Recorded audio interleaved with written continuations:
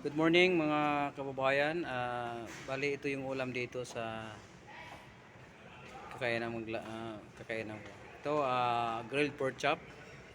Tsaka merong papaitan. Masarap po papaitan.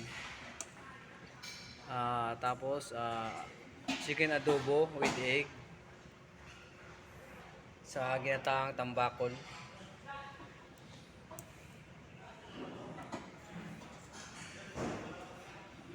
Ito naman marble with ham. Ano, marble. Ito naman steamed chicken.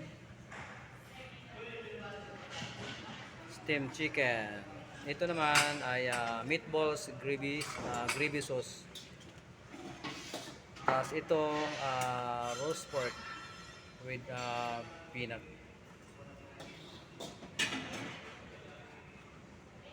So yun lang ang pagkain dito. Ah, Mamaya kaunti, marami ng customer dito mga kababayan. So hanggang dito lang aking video mga kababayan at God bless.